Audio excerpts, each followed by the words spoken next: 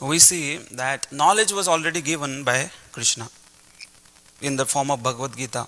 Then Krishna made sure that when he left the world, he left behind Bhagavatam for the world. That's why it is said that Puranarko Dhunoditaha. It is like sun. This Bhagavad Puran is like the sun. And for the darkness of Kali Yuga, Krishna left behind. So, naturally you may ask, if the knowledge is given, everything was given, then how come the knowledge got lost? So we see that even, when the Kali Yuga began, naturally the influence was so strong that in the beginning, people started to misinterpret all the Shastras, Puranas, Vedas basically. And they started killing animals. Because in some of the Shastras, animal killing is allowed with 3 conditions. The first condition is the animal being sacrificed has to be a goat. Only goat can be sacrificed. The second condition is that you can sacrifice the animal only on the dark moon day. That is the second condition.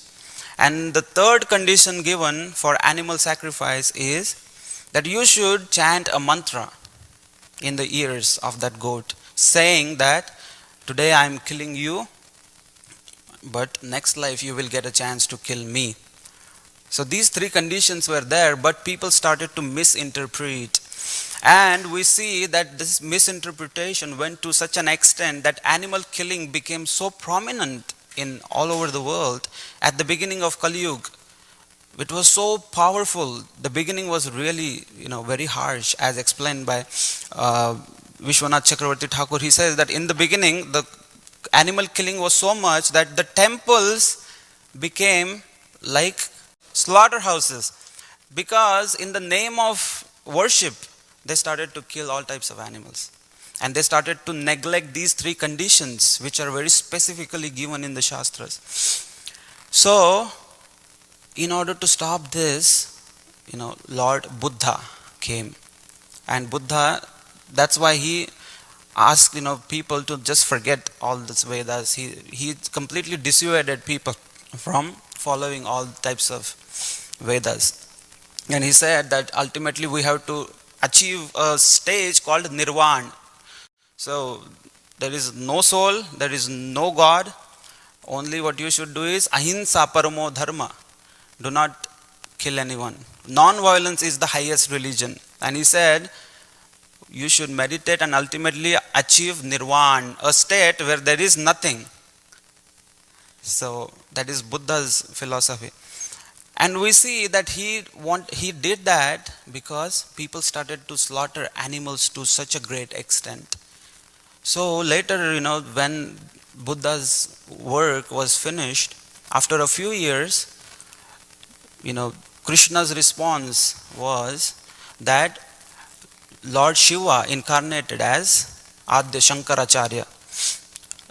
Adya Shankaracharya came and he had only one objective, that whatever, Lord Buddha had to do in order to stop animal sacrifices, but because of that, all the people rejected Vedas. So, Adya Shankaracharya's main objective was to reinstate the faith in the Vedas. So, he preached Mayavad all over India, and he, driven away the Buddhists from India. He converted people and again reinstated the faith in the Vedas. And he gave Mayavad philosophy, impersonal, that we are also Brahman and the Supreme is also Brahman. So if you follow the process, ultimately you can become that Supreme. You can merge into the Supreme. Aham Brahmasmi. They have, Narayan. They even call each other Narayan. They say that you are Narayan, I am also Narayan, and we will merge at the time of, when we leave this world, if we can merge and become Narayan, which is impersonal. At the end, Shankaracharya, after preaching all the impersonal Mayavad philosophy, when his work was done, that all the people again started to follow Vedas, and the faith was restored, and Buddhist philosophy he condemned and he defeated. But then he gave the higher knowledge also at the end, that at the first verse of Viveka Chudamani, he offers the humble obeisances to Govinda. He says that you are the spiritual master, supreme spiritual master. And to his followers, he said that Bhaja Govindam, Bhaja Govindam, Bhaja Govindam, Moodhamate. O fool, you should only worship Govinda, worship Govinda, worship Govinda 3 times. Bhaja Govinda, Bhaja Govinda, Bhaja Govinda, Moodhamate. Prata Sandigdhe Marane, Nahi Nahi Rakshati Dukrung Karane. Death can attack you anytime. Anytime, this death can attack you. So at the time of death, all your knowledge and so-called, debating will not work. You cannot debate with death. You cannot say that this is not my time. Give me 2 minutes, please, 2 minutes.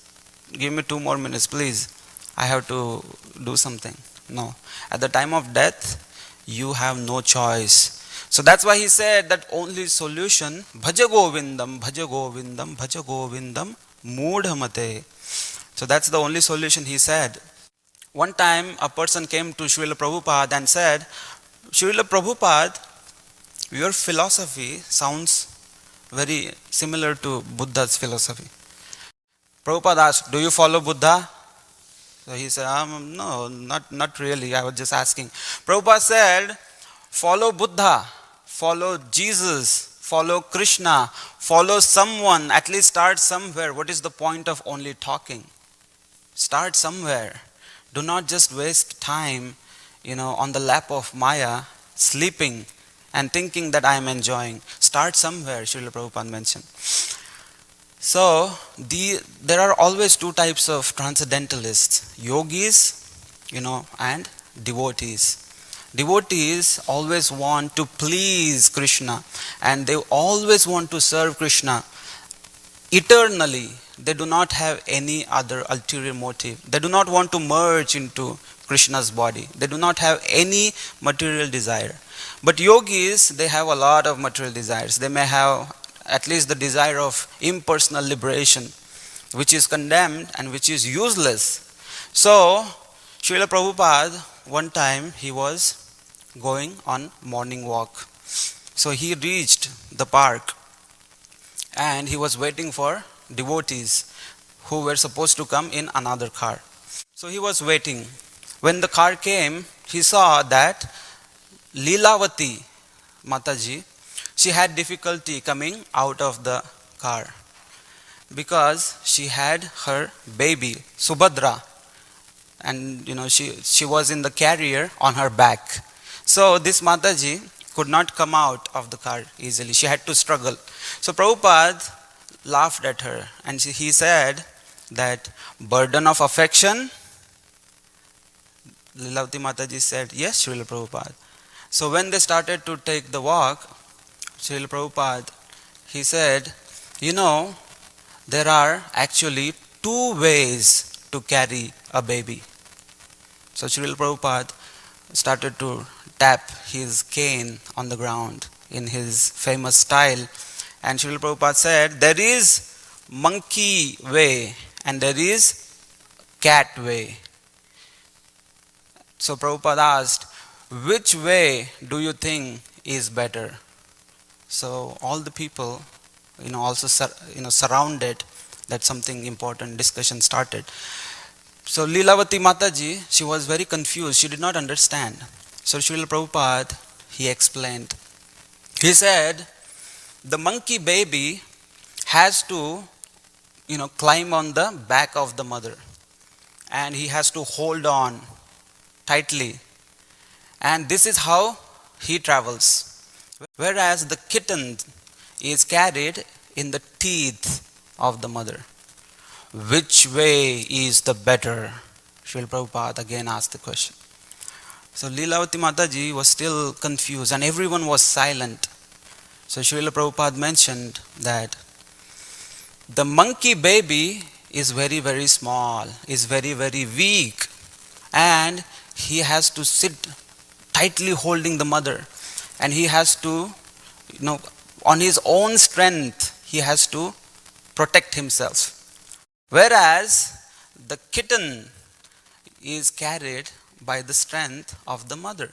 The kitten does not have to care where I am going, where is my mother taking, and how she is holding.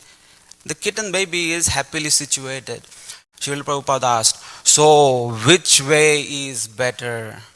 So this time, people said, Srila Prabhupada, cat way is the better. Srila Prabhupada said, yes, it is exactly like the yogis who tried to climb on the back of the absolute truth, and on their own strength, by their own knowledge and speculation, they tried to find out about absolute truth.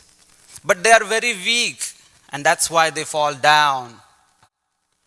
But the devotees of Krishna, they are like kittens. Whenever they are being carried by Krishna by his own strength. Whenever a devotee is in trouble, or whenever he wants anything, he only depends on Krishna. So while Prabhupada said Krishna, he raised his hands up high, and he said that a devotee of Krishna only cries for Krishna, and Krishna lifts him up. So that's the difference between yogi and devotee. Jagat Guru Srila Prabhupada ki jai.